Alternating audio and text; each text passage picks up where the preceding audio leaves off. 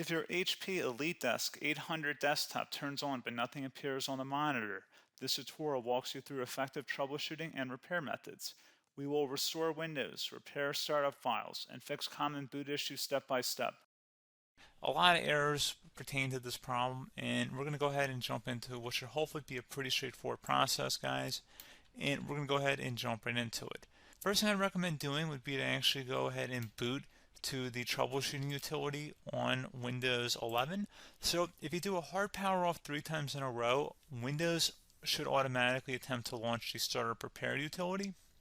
And if it doesn't find anything, it will give you the option to select advanced settings, in which case it will take you to a screen that looks like this.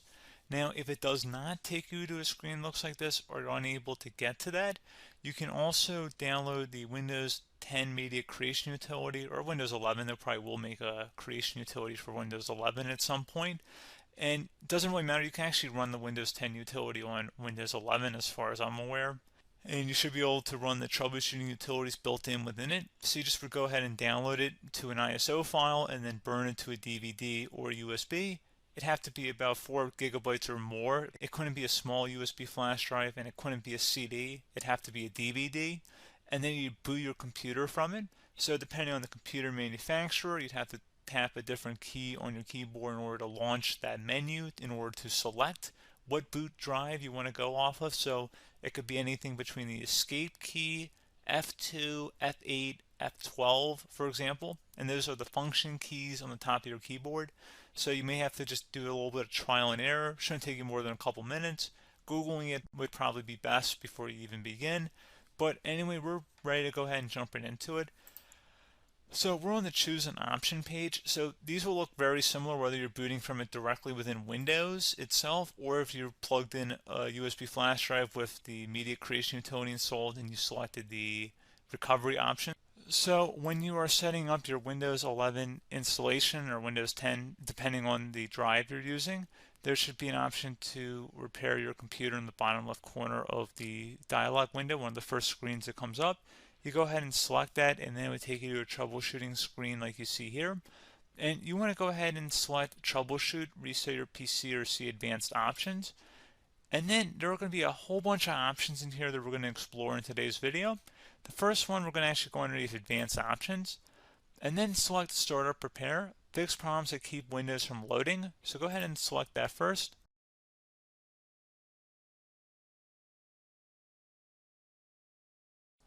Okay, so you can see it could now repair our PC. That was our first option we could try. Something else, if we go back into advanced options here, and then select troubleshoot, we're going to go underneath advanced options again. You can go ahead and actually access safe mode by selecting startup settings. And then if you select the restart button, you have the option on the screen, select safe mode with networking, which will give you a key on the screen. It'll tell you which key to press to enter that. I believe it's the F7 key. It'll do that for you. I'm not going to go over that in today's tutorial because I don't really want to go into safe mode, but you're more than welcome to attempt that by going into here and then selecting restart. Again, it'll launch another screen. It'll say what key do you want to press, and it'll give you like 7 or 8 different options, and you want to select safe mode with networking. There's also an option for a command prompt too, but that's going to be something we're going to cover later in this video, and we don't even have to go through that in order to access it. So that's why I'm not going to really push for that, because unless you know exactly what's causing the problem, you probably don't need to go into safe mode. Unless you're trying to recover files, in which case then you definitely can go into safe mode, but we're trying to actually recover our computer here. So I hope that makes sense. Something else we can also try here as well would be to uninstall updates, remove recently installed quality or feature updates from Windows. So if you go ahead and select that, you can uninstall the latest quality updates, which generally is the more day-to-day updates. Feature updates are the less regularly released ones, like the big ones. I would equate it to service packs in like Windows 7 and Windows Vista and Windows XP. So larger updates that occur once or twice a year at most. And the quality updates are more just a regular update. So probably obviously depend, it'll take longer if you're going to try and uninstall the latest feature update versus quality update. And maybe you don't need to go back that far. So just giving you guys a couple pointers with that.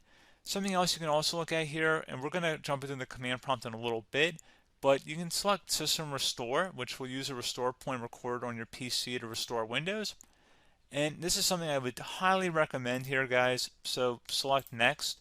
Assuming you have a restore point saved on your computer, you go ahead and select the most recently created one, and you'll select next, and then you'll select the drive. You shouldn't actually have to select the drive. You can scan for affected programs, but we're going to keep it all default here, and then we're going to select finish. So once started, system restore cannot be interrupted. Do you want to continue? I think we're going to select yes. I don't think we have anything better to do on our computer right now, so just give it a moment here to initialize. It will take a couple minutes to run, obviously depending on how large your hard drive is and how much is saved on the system restore point. So just give it a couple minutes here.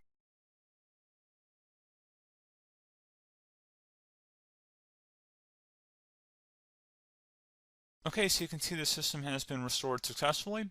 We're going to go over a couple different methods in addition to that if that did not work. So I'm just going to pause the video and we're going to start back on the recovery screen that we started with. Okay, so a couple other things we can try here too. If you go back into troubleshoot, you can select reset your PC, let you choose to keep or remove your personal files and then reinstalls Windows. You can select to keep my files, which will remove apps and settings but keeps your personal files. You can also select remove everything, which will remove all of your personal files, apps, and settings. So this is more of a factory reset, the second option here. First option, it should not delete all of your personal files. However, it will pretty much clear most of your programs. And keep in mind, there's no guarantee that your information, number one, is even still available and easily recoverable on your computer to the point that you actually would be able to recover anything. And the second point is that there's always a chance that it won't actually recover and it will just do a factory reset anyway. So there's no guarantee that actually would keep your files anyway. So I would recommend trying to get a recovery tool and backing that up first before selecting it anyway. But again, those are a couple of different options. And then something else you can try here if you go back to the choose an option. Another option, if you go underneath choose an option and select troubleshoot, advanced options, and now select where it says command prompt. Okay, so the first thing we should do is type our main hard drive here. In most cases, it should be the C drive. So you just do a C colon and then hit enter on your keyboard. So once you're underneath the C drive, we're going to type in dir and then hit enter on your keyboard. It should have program files, users, and Windows all in there. That's how you know you're in the right directory.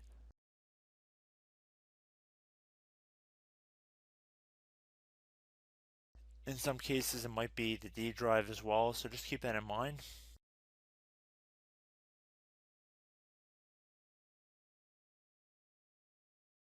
Next thing we're going to do is type in cd space / Windows / system 32 / config, and then you're going to hit enter on your keyboard.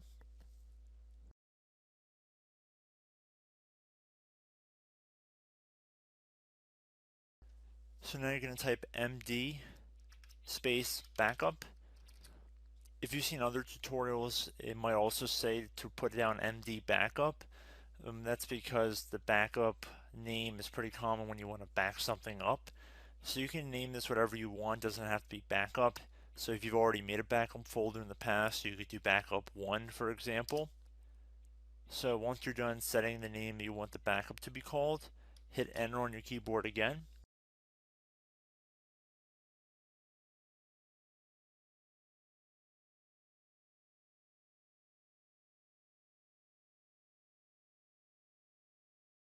At this point you want to type copy, C-O-P-Y, space, then you want to do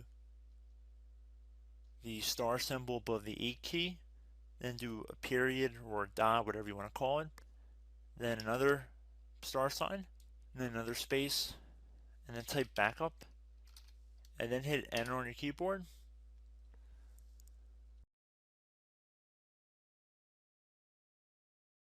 Now you want to type cd reg back, REGBACK, and then hit enter on your keyboard. So now that we are under the reg back, so now you want to type dir again, and then hit enter.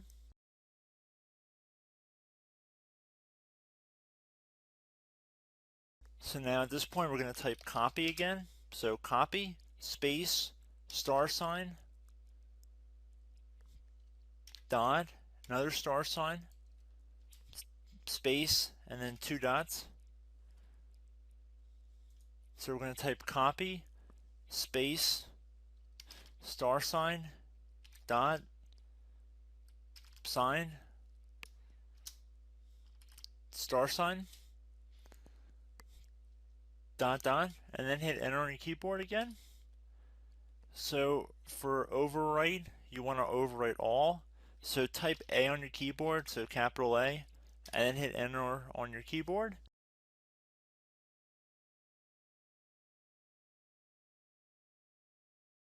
So at this point, you should be good to go. You can close out of the command prompt window, and if you accidentally continue to Windows 10, you should be all set. So I hope one of these 3 or 4 different methods we went through in this tutorial helped you guys out. Again, I'm not sure if you guys heard me earlier, but try to go back into your safe mode if possible and uninstall any programs you know might be conflicting with the Windows startup if you can get into safe mode. So just keep that in mind. Something very simple like that could be blocking up everything.